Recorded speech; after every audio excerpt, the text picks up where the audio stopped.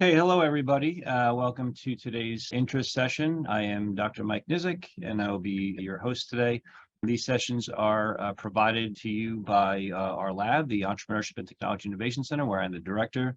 And I am also an adjunct associate professor at New York Institute of Technology at the College of Engineering and Computing Sciences. So the concept of these sessions are to engage you remotely to bring you knowledge on technologies that are extremely attractive and viable in industry today, used very widely on a global basis, and that are proprietary in nature. So proprietary tech that is being used on a regular basis out there in industry. So each one of these sessions that we give, each one of these technologies could be a career in itself. And that's what I focused on the design of this program for, so that you can kind of pick and choose which ones you liked, which ones attracted you the most, which are the most exciting.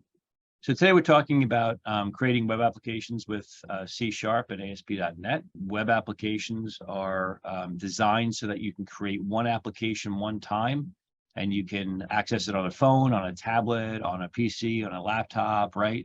So there are three-tier applications, we call them. Data layer, the application layer, and the presentation layer of your standard application are all kept on one server. And that can vary, but essentially they're all kept at one level.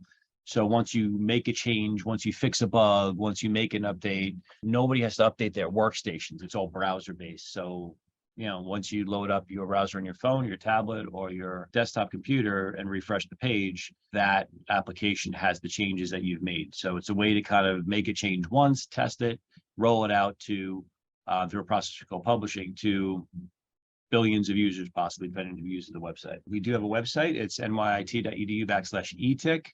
You can read up on all of our news, but mostly you can access our different programs. So Interest is one of our programs, but there's a YouTube channel also where every time we do one of our programs, we also record and put on YouTube. So there's a couple of different playlists there. Let's talk about C#. C# is a programming language. ASP.NET is a framework from Microsoft. And this is a very, very powerful framework. We use something called Visual Studio as the IDE, the integrated development environment, to build these applications. It provides us with one area, one piece of software, one location, one product to work in all three environments. So we can build phone apps, we can build tablet apps, we can build web apps, right? We can make them, even though they're web-based, we can make them behave like desktop programs, and it's a really, really powerful environment. And it's extremely attractive. Everything we're going to show you today, you can do on your own desktop computer for free, except that when you go into industry and you use the professional enterprise versions, they look exactly the same. They just allow more users. They allow more attachments to the server. We basically want to create awareness of the technology. We want to demonstrate career pathways for the technology. We want to demonstrate components of the technologies, and then demonstrate the functionality of the technologies, and really give you a place to get started. So this is going to be our agenda for today. We're going to talk a little bit about career opportunities, the language itself, developing in tiers, and then creating projects. And we're going to create a project today that attaches to a database. Okay. So just a quick background on the language. C#, it's C family of languages. So if you know Java, if you know C++, if you know C at all, or Java, it's a very easy language to work with. It's just that C# is Microsoft's version of it, which means that the Microsoft libraries in the ASP.NET platform are extremely powerful. They make things really easy and quick to build these really complex applications. It's made to work in a rapid application development environment. So when you go into an organization working as a developer and you're working in an agile environment, you're really working also in a RAD environment, because you're able to build applications very, very quickly. We use it at ETIC all the time for our projects because we can build things really quickly and really advanced, which is why we also kind of give these sessions. One thing to keep in mind when you're building web applications, you can build a one-tier application that is a piece of software that runs on a desktop and is running on that one machine. That's a one tier where everything is really on that one platform, and you're not really talking to anybody else. But you can build a two-tier client-server application where you have a program running and you have a website, you have a server that you're attaching to the data, so everyone can run this local application, but attached to a centralized data. But you can have a three-tier application too, which is what we're going to build today, which is the application, the presentation layer, and how it looks and behaves. And then also the actual database itself is all in there. So these three-tier applications, when you go to Amazon and you go to Google, and you go to these websites and use them on a regular basis, they're all 3-tier applications, meaning that they're hosted somewhere. All you need is a browser, and not a very powerful computer either to run them on. They all run really well. And that's really what we're talking about today with these applications. Okay. So, so without that, let's get going. Let's create a new project, and let's start doing our demonstration. Okay. When you have Visual Studio Community installed, it's going to be just like a regular program. You're going to click on it. You're going to click on Visual Studio. You're also going to click on Microsoft SQL Server Management Studio. They're just pieces of software. When those pieces of software run, you get a window just like anything else. But once you're in that window, the purpose of it is very, very specific, right? Your Visual Studio is your IDE for building your project. It's where you create all your web forms and tools and things like that. And your database window is where you look at the data that you want to attach to, right? You have applications and then you have data. And when they attach to each other, that's where the magic happens. The data is stored and protected and controlled in very specific ways. The application is just how you're letting people from the outside use it. Now, in this case, we're going to let people from a global environment use data. And that's a really powerful concept, right? So let's go. Just like any other type of Windows application that you would ever use, you would go to File, you would go to New, you would go to a new project. The new project we're going to choose is going to be a Visual C project, but it's really going to be a web project, okay? We're going to work in Visual C, but we're going to work in the web project. And we're going to create a ASP.NET web application, okay? The reason we're choosing this is that this is going to include all the ASP.NET framework applications that we need to build a really user-friendly type program. ASP.core allows you to build some very light applications that are still web-based, running it off of like a Raspberry Pi type of thing. But when you build a full application, you choose the ASP.NET framework. Now, keep in mind that we have other seminars for this, but with Visual Studio Community, you can build, right? You could build Android apps, you could build Apple TV apps, you could build iPhone apps, you could build, cross-platform apps. You can build in F#, you could build in Python. So any other kind of project that you want to build in, Visual Studio will let you work in this environment and build your application. All right. So for today's example, we're going to basically build this. We're going to call this the February interest demo project, right? So this is our February interest demo project. And we're going to choose a framework. We're going to choose what is basically the latest that we have installed here. The reason this is important is that let's say you have a client who's using an old server and they haven't upgraded yet and they don't have the new version. You could still write apps that are going to work on that server for them based on you creating the application for them so that you know it's going to run on their system. This is very, very important for clients that are backwards compatible, where you can have things that you write new that work with new clients, but also can work with old clients. Okay, and once we do that, we simply click OK. It's going to take a little time. It's going to ask us what type of app we're going to use. We're going to choose web forms. MVC is model view controller, but we can also build different things like APIs and stuff like that. But basically with the web forms, we're going to build an application that has multiple forms. And then we're going to click OK.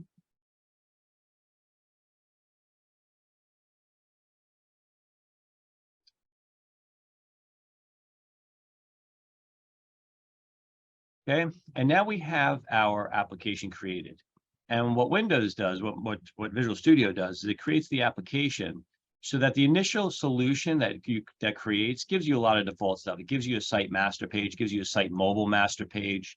It gives you a default page. So a lot of the stuff that you would need to build a real app, a real functional app, kind of creates it for you in the beginning. Now, it's not nearly what you want it to be, but it's a great place to start. And it uses what we call master pages and kind of child pages. So basically, you can have a master page that operates like a toolbar at the top that always stays active for the user to see. It's good for your menus and your drop downs and things like that.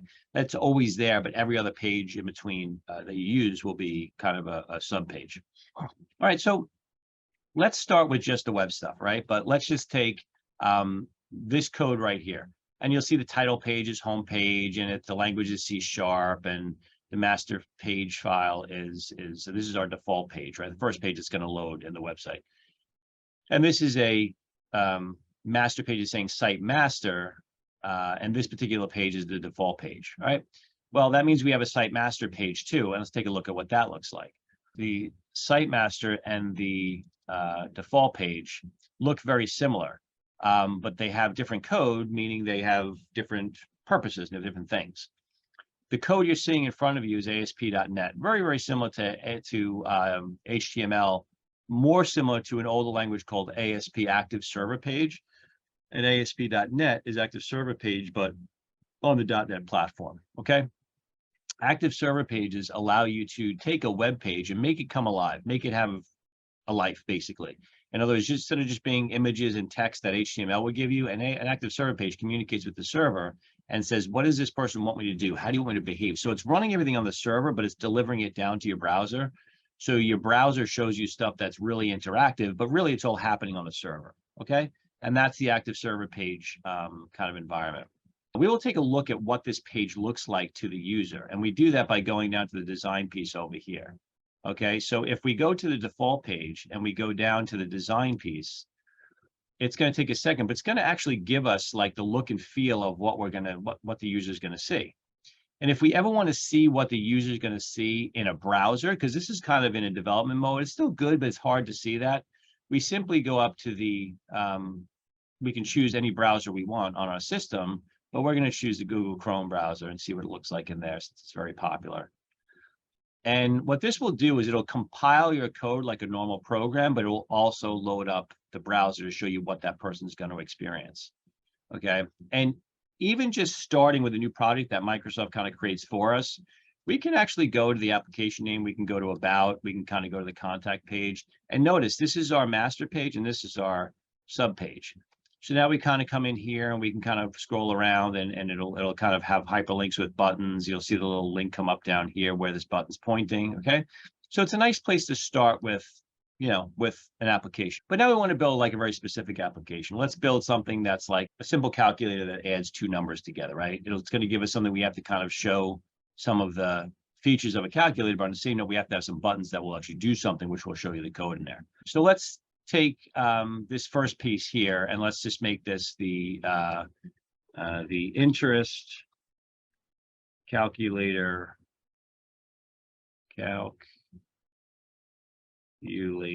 project. Okay. And well, let's call this a project to add two numbers together. Okay. And now, and what we'll do is we will click on this button here. And this button here says learn more. Let's take that to our ETIC page. So we're going to change over in our properties window over here. We're going to change that ASP.NET. We're going to make this www.nyit.edu/ETIC. Instead of getting started, what we're going to do, we're going to say load calculator. Okay. And what we're going to do with this page is we're going to make this not a link anymore. What we're going to do is we're going to go to our toolbox over here. Notice this is our project. We're going to go to our toolbox, and our toolbox gives a whole bunch of different tools that we can create like a really good user interface for. So I'm going to go to my button and I'm going to drag a button here. Now, if I want to make it look more like a website, I could choose like an image button and then make a button out of an image. But for right now, let's just choose the button itself since it's built in. And what we're going to do is we're going to place the button right here, and then I'm going to make a new button come up. That's the button's going to say, you know, click to load calculator, right? Okay. And now that button is now going to load a new page that we're going to create this calculator on. Okay. If I have my site master page, which is showing this image up here, if I go to my site master page and I go to my design up here, I kind of want to work in here and I want to make this the, you know, interest calculator project, right?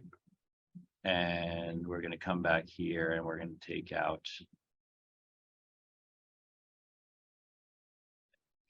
Okay, so now we can come in here and we can also make this, you know, ETIC interest program. Okay. And once we change all this stuff, it's always nice to kind of see kind of what it's going to start to look like. So let's take a look at what the user is going to now see.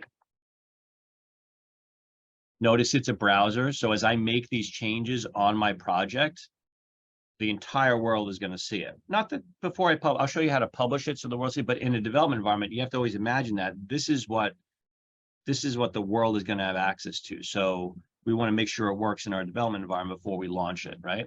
But again, we have our, right, if we go to learn more, it's going to click and load up our ETIC page like we wanted it to. If I click to load calculator, it's not doing anything now because we didn't tell it what to do yet. So, but again, this is how you can kind of control what you want your project to do. So we said that we're going to load a calculator page, right? And that calculator page doesn't exist yet. So let's go to project. Let's go to new item. Let's choose a web form, but let's choose a web form with a master page so we keep our title bar up there. And let's call that web page calculator. And it's going to ask us what we want our calculator page to have as its homepage, and we're going to use the same one up here, which is the site master. You can have a mobile master, which changes based on screen resolution, on operating system like iOS or Android or something like that. And now we have is a very simple page it created. We go down to design. We still see our title bar there. And now what we're going to do is we're going to just put the word, we're going to just put the word calculator for right now. Okay. And that's going to be a representation of what we're going to create with our calculator. So now we save this. We have a calculator.aspx. And now what we want to do is in our default page, we want this button to actually load that calculator.aspx.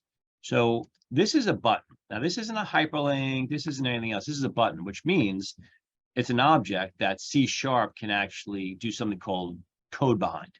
So as long as you have an object on your screen, not just a hyperlink, not just an HTML item, an actual object, as long as you have that as part of your project, every object can actually code behind that object as far as what you want it to do. And that's what makes it magical, where you can actually make things do just like what a desktop application would do. All right, so the way you get to the code behind is you double click on the object, and now it brings you into your C family, member of Java, C++, C#.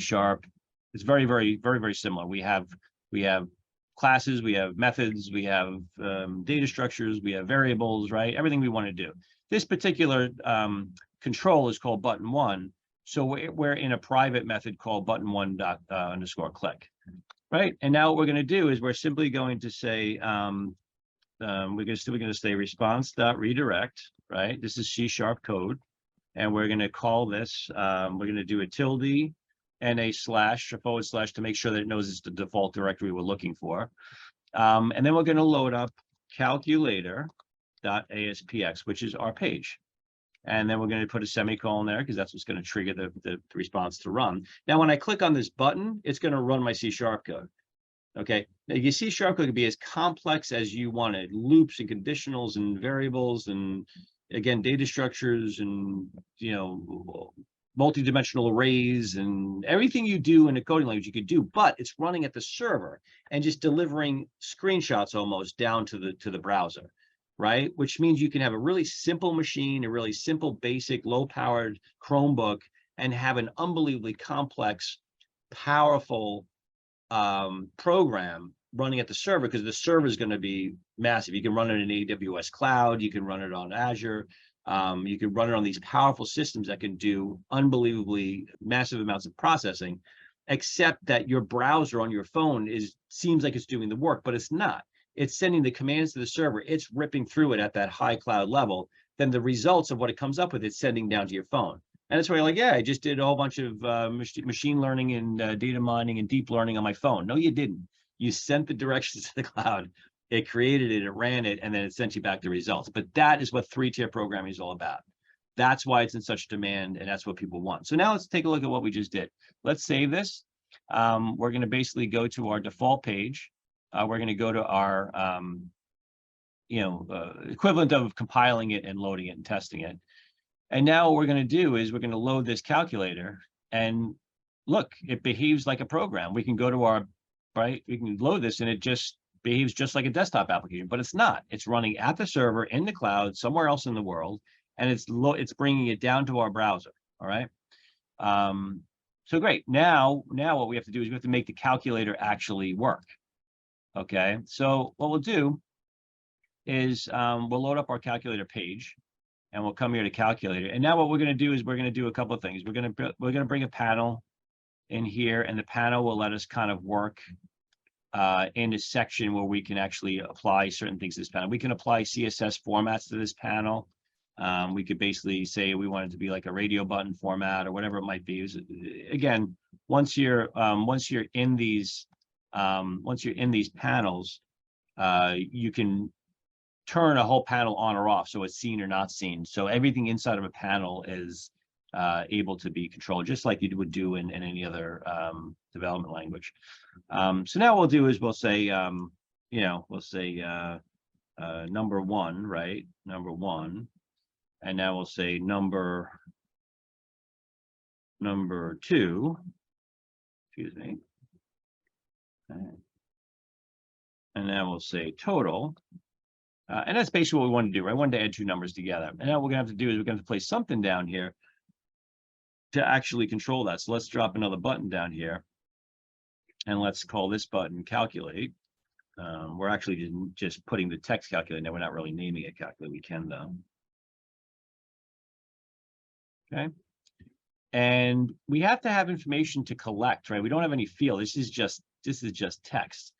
So if we go to our text box control, which is an object, and we drag the text box in, and we're going to go to our text box 1, text box 2, text box 3, okay? And we're going to call this one, so it's easier for us to program around. We're going to call this text box, we're going to call it text box 1. We're going to call it num1, okay? Num1. And we're going to call this text box num2. And we're going to call this text box numtotal. Okay. So we want to add num1 plus num2, and we want to set numtotal equal to the sum. Right now, we're going to collect these, and we're going to say, all right. So num1 dot text, okay, plus num2 dot text. And then what we're going to do is we're going to set numtot dot text equal to those two. Okay. Right now, look at what we're doing. We're looking at the text in each field. What do you think this is going to do? It's going to do an add, but it's going to add the text together, which means we're going to concatenate, which isn't really what we want. Okay. So in the first concept here, we go to the calculator piece, and we're going to put in 345, and we're going to put in 765, and it should calculate them, but it doesn't calculate them. It just concatenates them because it's text. Still cool, still good, still based in the cloud. It's web-based. I can if I publish this to a browser, I could be in Nigeria and run this program. I could be in Japan and run this program. So keep this in mind. What we just did, even though we're working locally in a development environment, I'm going to show you by the end of class what we do to publish this. But keep this in mind that basically, what you're doing on a 3-tier environment in Visual Studio and in this web design piece is you're really creating apps that run just like a regular program, as complex as you want them to do, but are going to run fast and efficient because they're in the cloud on fast servers, and they're going to be accessible anywhere in the world. This is why it's in demand. This is why they want full stack developers, people that understand how the data side, how the text side, how the programming side all work together. Okay, this is why it's in demand. Now, this is good, but this isn't what we want. We want to add numbers. So what we have to do is we have to tell the system, that, excuse me, let's go to the calc. But before we do this piece, right, let's set a couple of values equal to real numbers. So let's call this double, and let's call it n1, And we're going to set double N1 is going to be equal to convert dots to double. And we're going to put in num1 dot text. I may have gotten something wrong here, but with me.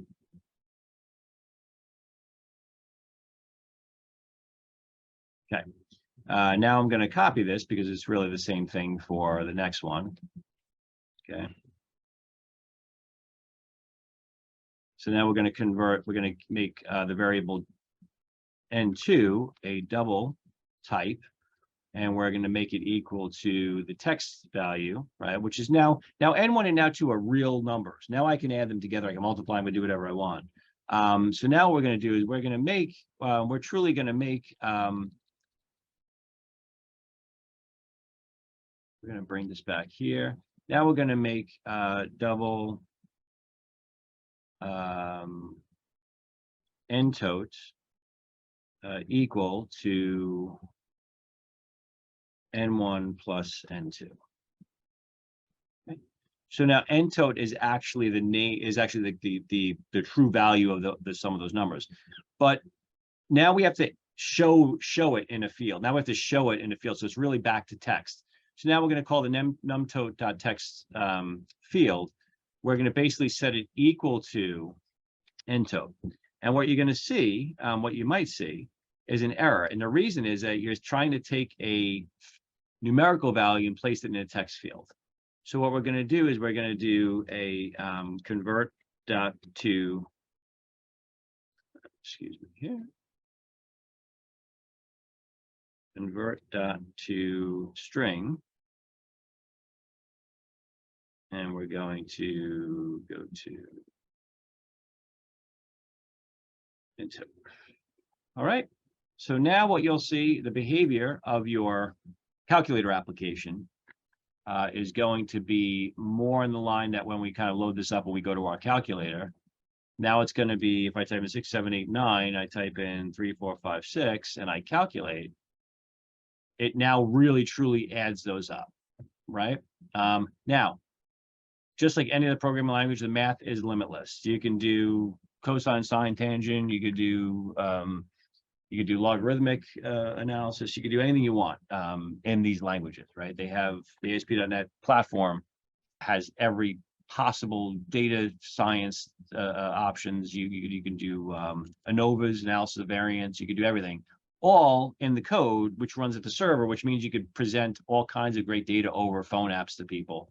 By doing this. And that's where the data science pieces comes in. If you're a C# developer and you're also working with data, which we're going to work with next to show you this, that's what they're looking for too, is they want to not just create this data and analyze it and produce visual results out of it. They want to distribute it to people so that they can get it to them quick no matter where they are. Okay.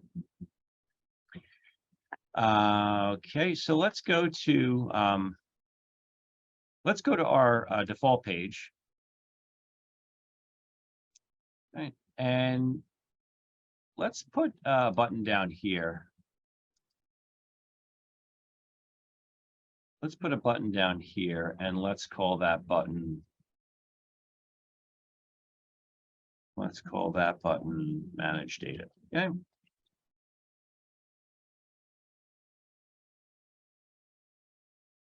Okay. And manage data is going to call a new web form with a master page. We're going to call that manage data.aspx. And we're going to choose the site master page for that. And when we go to design, we're going to, okay. Now what we want to do is this. Now we want to collect our application. We want to connect it to a data source. A data source is a limited view or version of a database that's running on some sort of database system. Usually we call them database management systems, DBMSs. They're usually SQL-based or relational in nature. We have all kinds of different distributed databases now, and we have Mongo, which is a document database, and we have all kinds. But the majority of databases today are relational databases using SQL to communicate, structured query language to communicate with them. So I'll show you in Visual Studio now. Say I have a database somewhere that I want to manage, I want to edit, I want to update, all through my web app. Okay, my SQL Server software is nothing to do with programming. Nothing to do with this SQL program, but that's different. What you're doing on the programming side is building an application for people to use. The data just manages raw data. So if we look at this particular database called ETIC demo, and we go to the tables and we go to look at like the ETIC names table, if we break it out here, it's showing us all the columns and the structures of the data. So if you're interested in data, that's what SQL Server is. It's SQL Server is Microsoft's SQL Server. Oracle is another version. MySQL is another version. You know, you have all these different databases, but they're the databases that are used. 95% of the world's databases are SQL, Oracle, MySQL for relational databases. So, you know, keep this in mind that when you learn these things, you're learning the things that people are hiring for. And have openings for, okay? But look, we have a bunch of data here, and if you go to kind of browse that data, you can see that we have a bunch of names in here. Now, we want to be able to use a web page from anywhere in the world to edit that data, okay? That's what we want to do. So how do we do that? Sounds impossible. Well, it's not. Basically, what we want to do is we want to build a page. We build a page called Manage Data. We want to go to our tools, and we scroll all the way down to our data tools, and we pick what data tool we want. Again, this is Visual Studio, which means it's the ASP.NET platform. All these tools are built from ASP. The ASP.NET platform and the version you choose means that you have one tool or not based on what version you choose, but they're projects that you can pick the tool that you want for what you need to do, right? And that's what makes it so powerful. So let's pick a grid view. A grid view is going to give us a whole bunch of different options and choices to change things. So what we're going to do is we're going to basically take a grid view. We're going to create a data source. We're going to create a new data source. We're going to choose that data source. We're going to call it demo names. Okay.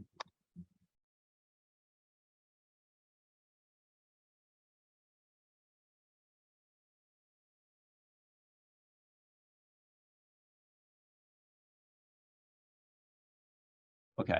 All right. So what we didn't have for this project was an existing database connection. So that's my fault. I should have had that for you before we did that, but it's okay. Basically, we chose this particular database. We chose this database called ETIC training that we use for our demos and training and stuff like that. And we're choosing a particular table out of that. So just keep in mind that's what we're doing. Okay. So now what we're going to do is we're going to basically select out of our a program type library. Let's just see if we get any data from there. And basically what we want to do is we want to basically say that we have all these different fields that we want to be able to show and edit, okay? And if we select those are going to be either in our query or not. And then we can actually sort our query. We can limit as far as what data we want to say, only choose records where F3 is equal to something on our form or something like that. So, but let's do a simple one first for starters. We won't do anything. We just do a straight query. Now, once we do this, we want to test the query and see what kind of data we get. We don't really see any data in that table. So let me go back and pick one that we know some data is in there.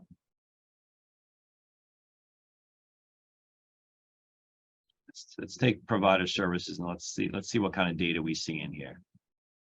We don't see that either. Okay. All right, let's go to the data to start with.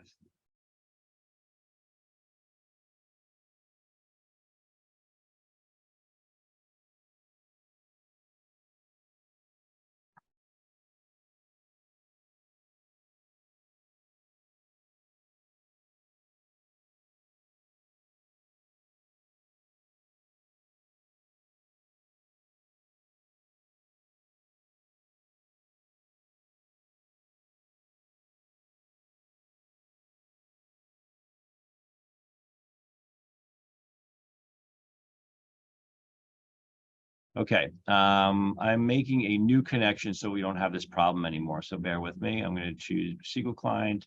I am going to choose, hopefully it is available.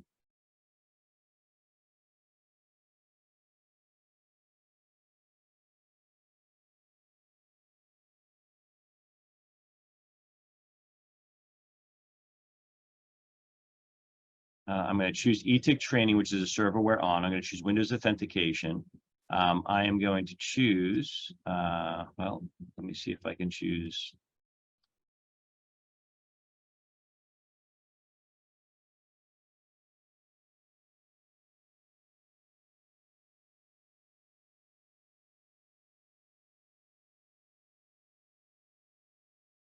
Okay, so I put my login for the SQL Server in here, which is giving me a list of databases, and I'm choosing my database. And then once I do that, I test the connection. And now this particular connection will be the one I use from now on. So this ETIC demo, this ETIC training ETIC demo connection is what we'll use from now on. Okay, and we'll call this ETIC demo connection string, and that's how we'll do it. Okay. So basically, we'll choose the ETIC names table. We'll choose the name ID, the first name, last name, middle name, and we'll choose salary, right? And then what we'll do is we'll click advanced. And because we selected the name ID, which is the actual primary key, we're going to choose generate, insert, update, and delete statements and use optimistic concurrency so we can edit while other people are editing. Okay, and once we do that, we can test the query. Here's our names that we see. Look, here is SQL Server. Here is the actual database program, right? Here's the names. Nothing to do with .NET, nothing, no way would anybody be able to load up a website and see this data. Now what we're doing is we're creating a website that's going to look at this data through the website, right? Now we make it look a little pretty. We basically go to professional, or you can go to Oceana or something like that. Let's do Oceana, that looks fun. And then once that grid is there, we can basically change the, we can make it smaller or bigger. We could basically change the font size. We can put grid lines in it, right? We can kind of just make it look, we can kind of just make it look a little more organized and professional, right? Depending on what they want. Okay. So now we have that. Now, once I select this grid and it's done, I can now change things in the grid that allow what we give our users access to. So we can basically allow users to page, meaning I only get like 5 or 10 records at a time, then I got to go to the next page. It makes it neater and lets you plan. I can enable sorting that lets me sort by my column names. I can enable editing that allows me to edit the data. Now, when you edit the data in the form, it's also editing in a database, which is just amazing if you think about it. You have a database that's in the cloud, you have a web service in the cloud, you have a web application in the cloud, and anybody in the world that has permission to do it, when they load the web page, will actually edit the data on the server. It's kind of amazing when you think about it. And then we'll enable deleting, which is very dangerous, but we'll do it because it's just a test. And then we'll save it. Right now, what I'm going to do, because we made so many changes, I'm going to go to build and I'm going to build solution. This will compile it for me and tell me if there's any errors before we load up the browser and get an error. So basically, it tells me we're clean on the errors. Okay, so now what we want to do is we want to load up our application. And if we go to our home application, we know that we can go to our calculator, which is fine. But now we're going to go to our managed data program. Okay, and managed data program. Oh, managed data, we didn't code that yet. So let's go code that. This is the managed data. So now we go to our default page here. We go to manage data. We're going to go to our code behind, and we're going to say response dot redirect, and we're going to say tilde manage data dot aspx. Okay. And now, if we load this up,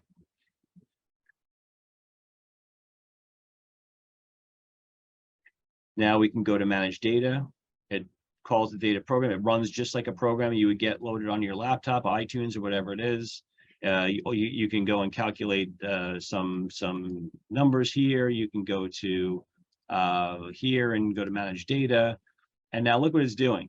If we look at our data, that's in our, right? That is in our database. Michael Jones. It's raw data. It's got nothing to do with the application or the user. It's raw data sitting on the server in a database. Okay. It's got nothing to do with the application. It's data. However, we've created an application that is available to the user that attaches to that data. And when we go to, say, edit, Michael Jones becomes Michael Smith, and we update that, there's no more Michael Jones. And that's our application. But if we also go back to our SQL database, the SQL database has changed. So now you have all kinds of unbelievable applications to program a website on your phone that you can basically change data. And by the way, since it's global, once you change the data, billions of people around the world get that data change that you just made off your phone from wherever you are, right? This is a lot different than it used to be. Before all this was available, programming years ago was you write one program, it goes on a machine, and once that program needs an update, you got to go physically to that machine and update it. Otherwise, nobody gets the update. This is just, for me, as a developer, just a mind-blowing world to be in where we can do this. Okay, so you've seen SQL Server. You have seen Visual Studio.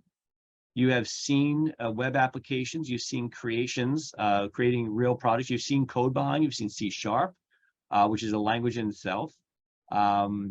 And what I'd like to finally show you is that we keep talking about like, oh, billions of people seeing it. Well, they can't. Like, you can't see this now because it's on my development machine, right? However, if we take this project that we're working in and we go to the project and we right-click and we click publish, and we publish this project to a particular service, right? We have an Azure service, we have a Amazon web server, we have a Vario site, we have a GoDaddy site, right? Usually it's an IP address, a username, and a password. As soon as you have that, that's truly a web-based web server, you simply go through the process and you wind up publishing. And it's just a button, you just click publish. And once you publish, this project now becomes available. And you would get to it through like, www.nizich.com/whatever. Like, it wouldn't be just local anymore. But I just wanted to make sure you're aware that once you do all this work, it's really one more step to make it available to billions of people and users. Okay. So you go into your application, you make your changes and your code and your bug fixes, you go to publish, and then you're like, hey, by the way, version 1.2735 is out. It's got these fixes in it and it's available to you. You don't touch the workstations, you don't touch the phones, you don't touch the tablets, you don't touch the laptops. It's as soon as you publish it, they've got the update.